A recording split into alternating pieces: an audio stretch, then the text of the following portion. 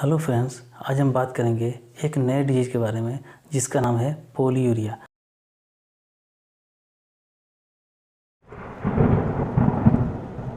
Polyuria का मतलब होता है कि एक्सेसिव यूरिन पास आउट, यानी कि पेशाब का ज़्यादा मात्रा में शरीर से बाहर निकलना या फिर पेशाब का बार बार निकलना।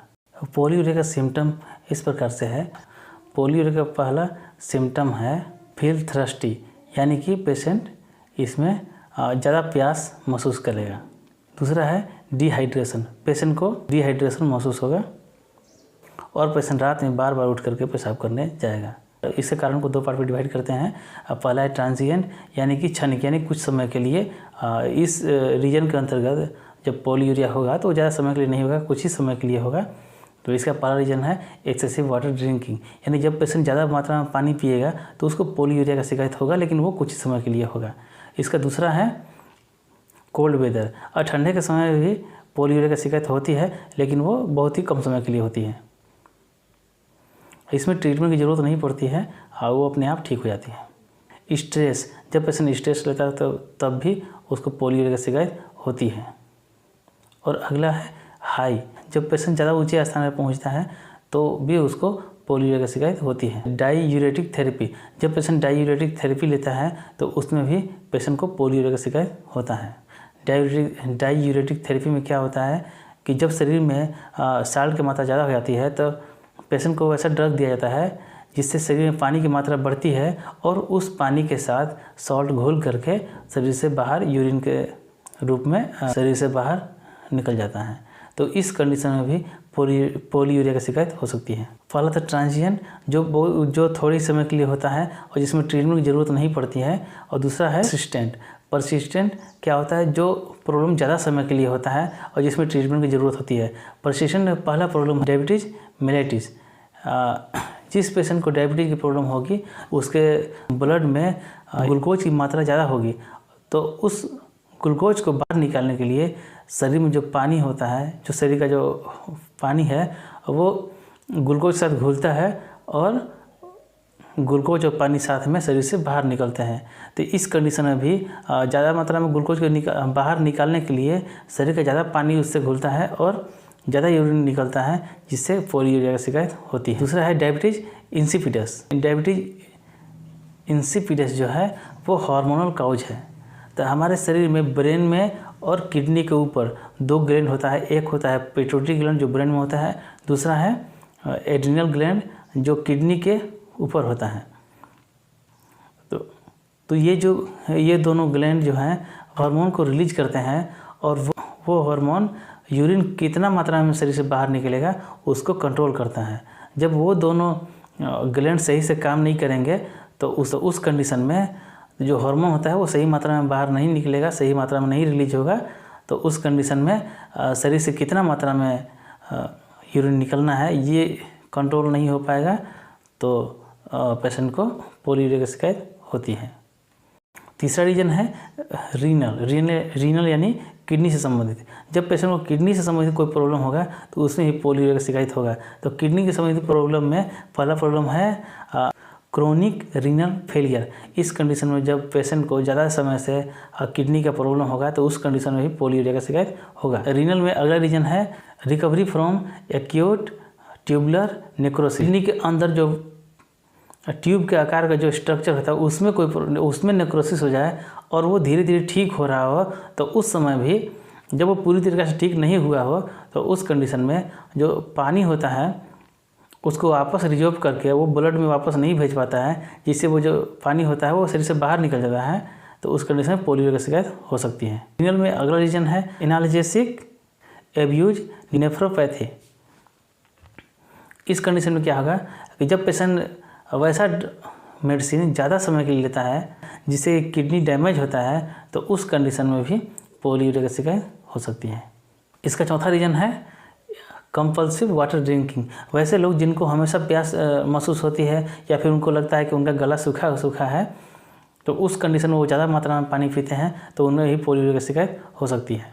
पांचवा है यूरिनरी ट्रैक इन्फेक्शन। इस कंडीशन में क्या होगा, जब पेशेंट के यूरिनरी ट्रैक यानी कि जिसके थ्रू यूरिन बाहर निकलता है उस ट्रैक के अंदर में कोई प्रॉब्लम हो जाए तो उस कंडीशन में भी पेशेंट को पोलियो की शिकायत हो सकती है, क्योंकि जब ट्रैक में इन्फेक्शन होगा तो वहाँ से कितना मात्रा में यूरिन निकालना है इस बात पे वो कंट्रोल नहीं हो पाएगा, जिससे पेशेंट को पोलियो की शिकायत होती है। छठवां है लीवर डिजीज। जब पेशेंट में लीवर डिजीज होगा तो उसमें भी पोलियो की शिकायत होगा।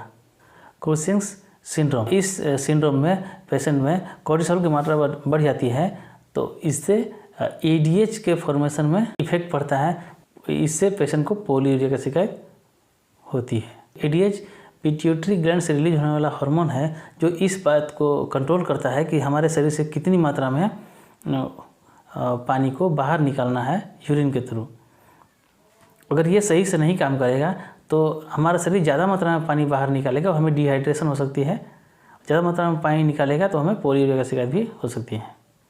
8वां रीजन है हाइपर कैल्सीमिया। जब हमारे शरीर में कैल्शियम की मात्रा ज़्यादा हो जाएगी तो उससे भी हमारे एडीएच के फॉर्मेशन में इफेक्ट पड़ेगा, जिससे पेशेंट को पोलियो की शिकायत हो सकती है।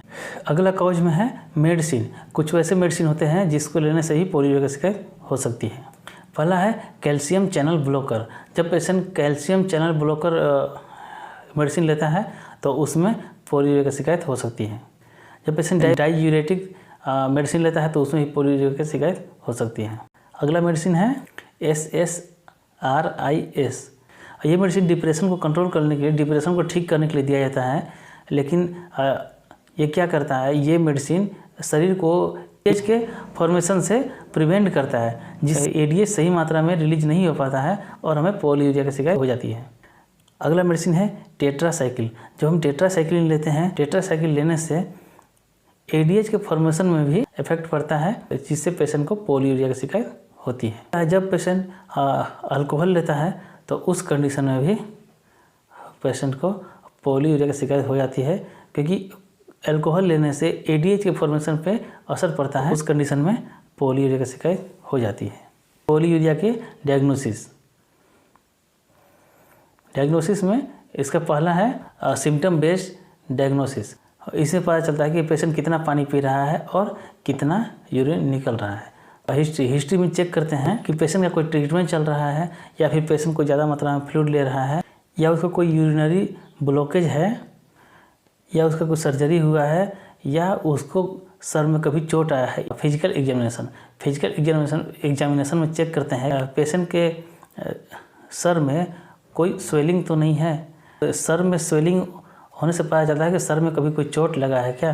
तो चोट लगने से क्या होगा, सर का जो पिट्यूटरी ग्लैंड है अगर वो डैमेज हो जाएगा तो वहाँ से एडीएच सही से रिलीज नहीं हो पाएगा, तो उसे ही पोलियूरिया हो सकती है। अगला है यूरिन टेस्ट, उसके बाद है ब्लड टेस्ट, फिर है glucose test.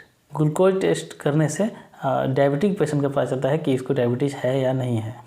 Pituitary function test करने से ये पता चलता है कि पिट्यूटरी ग्लैंड सही से काम कर रहा है या नहीं, और वो एडीएच का फॉर्मेशन सही से कर रहा है या नहीं।